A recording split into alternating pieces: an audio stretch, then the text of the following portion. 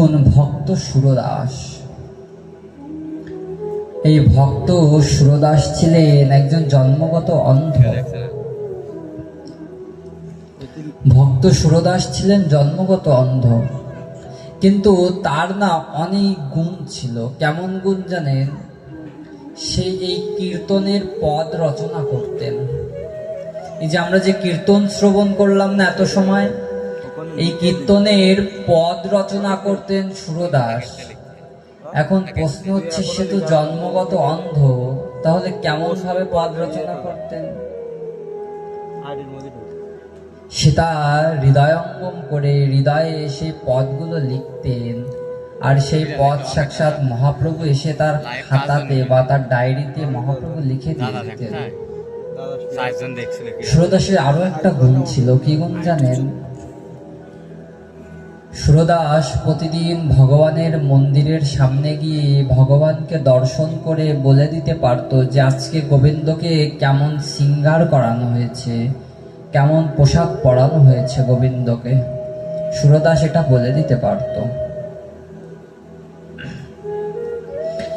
সেই মন্দিরের সেবায়েত ভাবছে কি এই সুরদাস জন্মগত অন্ধ, তারপরেও মন্দিরে এলে বলে দিতে পারে আজকে ভগবানের কি পোশাক পরানো হয়েছে, ভগবানকে কি ভোগ লেগেছে। কেউ বুঝি কি বলে দেয়, তা আজকে ভগবানকে কিছু পড়াবো না, আর পর্দা দিয়ে থবো, কাউকে ভিতরে ঢুকতেও দেব না। দেখি কিভাবে বলে, ও কিভাবে বলে দিতে পারে যে কি পড়ানো হয়েছে। যেমন কথা তেমন কাজ। সর্বশেষ সুরদাসকে, সেই ভক্ত সুরদাসকে হাত ধরে সেই মন্দিরের সেবায়েত মন্দিরের ভিতরে নিয়ে এসেছে, পদ্মার ভিতরে ঢুকিয়েছে। দেখুন, এত বড় অনুভবী ভক্ত পদ্মার ভিতরে ঢুকিয়ে যখন সুরদাসকে সামনে বসিয়েছে, সুরদাস তো অন্ধ, সে তো দেখতে পায় না, কিন্তু সেই সুরদাস ভগবানের বদনের দিকে এরকম মুখটা উঁচু করেছে, আর উঁচু করে ভগবানের দিকে তাকিয়ে আছে আর কাঁদছে আর বলছে, হে গোবিন্দ, তোমাকে আজকে ন্যাংটা করে রেখেছে ভক্ত। হে গোবিন্দ, তোমাকে ন্যাংটা করে রেখেছে। সে হাসছে আর বলছে, হা ন্যাংটা গোপাল আমার, তোমাকে ন্যাংটা করে রেখেছে ভক্তরা। এমন ভক্ত ছিলেন যে ভক্ত জন্মগত অন্ধ, তারপরেও ভগবানকে সেদিন দেখে হাসছে আর বলছে, হে ন্যাংটা গোপাল, তোমাকে ন্যাংটা করে রেখেছে। ভক্ত হলে এমন ভক্ত হতে হবে। ভক্ত হলে রঘুনাথ দাস গোস্বামীর মতন হতে হবে। রাধাকুণ্ডের পাড়ে গিয়ে বসে বসে কাঁপতেন, হা রাধে, হা করুণাময়ী রাধে। রাধাকুণ্ডের পাড়ে বসে রঘুনাথ দাস গোস্বামী কাঁপতেন।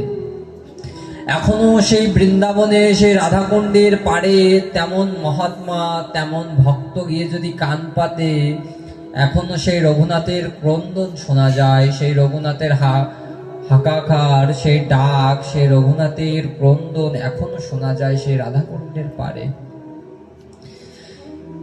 দেখুন, রঘুনাথ দাস গোস্বামী তীব্র রোদে, তীব্র গরমে যখন মধ্যাহ্নে দুপুর বেলায় রাধাকুণ্ডের পাড়ে বসে হা রাধে, হা করুণাময়ী বলে কাঁদতেন, একদিন সনাতন গোস্বামী দেখতে এসেছে যে দেখি আমার রঘুনাথ কি করছে রাধাকুণ্ডের পাড়ে বসে বসে। দূরে সনাতন গোস্বামী এসে ওই দূরে দাঁড়িয়ে আছে, দেখছে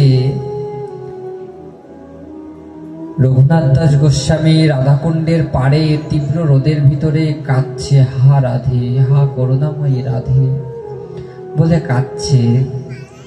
পিছনে দেখুন, রঘুনাথ এত তীব্র গরম, তাও না রঘুনাথের গরম লাগছে না, তার মাথাতে রোদ লাগছে না। কেন জানো? রূপ গোস্বামী দেখছে যে পিছনে শ্রীমতী রাধারানী এসে তার আঁচলটা পেতে ধরেছে রঘুনাথের মাথার উপরে। শ্রীমতী রাধারানী নিজে রোদে পুড়ে যাচ্ছে, তবুও তার ভক্তের কষ্ট যেন না হয়, এই জন্য শ্রীমতী রাধারানী নিজের আঁচলটা ইনি রঘুনাথের মাথার উপরে ধরে রেখেছে। যেন আমার ভক্তের কষ্ট না হয়। রাতের বেলা যখন রাধাকুণ্ডের পাড়ে বসে হা রাধে বলে রঘুনাথ দাস গোস্বামী কাঁদতেন, তখন ওই রাধাকুণ্ডের পাড়ে বাঘে জল খেতে আসতেন। ওই রাধাকুণ্ডের পাড়ে তখন বাঘে জল খেতে আসতেন। রূপ গোস্বামী সনাতন গোস্বামী দেখছে যে পিছনে ভগবান কৃষ্ণ লাঠি নিয়ে দাঁড়িয়ে আছে, যেন বাঘে গিয়ে তাকে আক্রমণ না করে, যেন বাঘে তার কাছে গিয়ে তাকে যেন খেয়ে না ফেলে। ভক্ত হলে এমন ভক্ত হতে হবে